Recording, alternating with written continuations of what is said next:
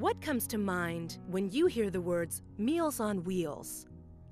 Yes, we provide home-delivered meals and transportation for doctor's appointments, shopping, and trips to Meals on Wheels neighborhood dining centers throughout Seminole County. Meals on Wheels provides a number of vital services. Now, take a few minutes and meet your neighbors, those who help and those in need. I love being a volunteer for Meals on Wheels. The best thing about it is I deliver every Monday morning, and I am guaranteed every single Monday morning that I am greeted with smiles and hugs at every house. Let me tell you about Louise. Louise is 93, lives alone, and she lives in the home in Longwood that her husband built 60 years ago. And Louise is a character. She enjoys having the meals, but Louise will be the first one to tell you that she didn't start participating in Meals on Wheels because of the meals. She enjoys having the security of having someone come to her home every day to make sure that she's okay, and she enjoys the company. Unfortunately, Louise had a difficult time recently and became very ill. It was the Meals on Wheels volunteer who was delivering that day who was concerned when Louise didn't answer the door and didn't answer her phone and called for help. Louise was very ill and was immediately taken to the hospital. If it hadn't been for that volunteer, who knows how long Louise might have laid there. The waiting list for your neighbors in need in Seminole County is on the rise. Meals on Wheels has more than 250 families waiting for help. And that's just for home-delivered meals. In 2004, there were 25 families on that list. Today, the number is 10 times that amount, and a portion of those who are waiting are high risk for malnutrition. My husband, Louis Brown Sr., and I were on our way to Wednesday night Bible class about 6:30 in the afternoon. Two cars speeding down the road cut us almost off into the road, and next thing we know, we heard gunshots, and he was shot in the head. He's now at home, and he's totally dependent. It's nothing that he can do for himself. I think that everybody should support Meals on Wheels or any program that is a reach out, because you never know when you'll be receiving, on the receiving end. Many years ago when I was younger, I used to deliver for about 4 years to Meals on Wheels. I was a deliverer, but I never thought I would be a receiver. Who are your neighbors in need?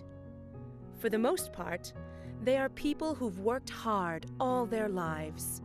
Their average age is 85.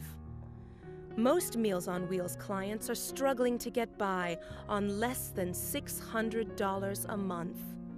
Often, they're forced to make the tough choice of buying medication or paying rent. While many do have family, tragically, families don't always help. Meet Dolores. Although she has no family, she has pictures of all the families she's gotten to know over the years. She speaks only Spanish. I don't speak Spanish. And somehow we communicate. We have these conversations that go on forever, and we both understand each other. How? I don't know. A few weeks ago, I went to her house, and there were flowers and everything, and she came in and she said, look at, and she showed me this card. It was her 100th birthday, and she had gotten a letter from Laura Bush, and she had it framed on the wall. She's an adorable person, and she always hugs me, and she's a very religious person, and she always blesses me, which is wonderful. So I always feel a little safer after I leave her because she's blessed me every single week.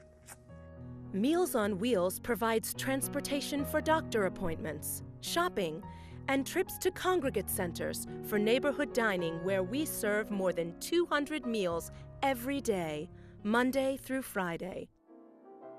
Seniors who would otherwise be alone all day look forward to spending time together to share a hot lunch, a variety of games, aerobics, field trips, guest speakers, nutrition information on how to stay healthy, and occasionally there's a little music.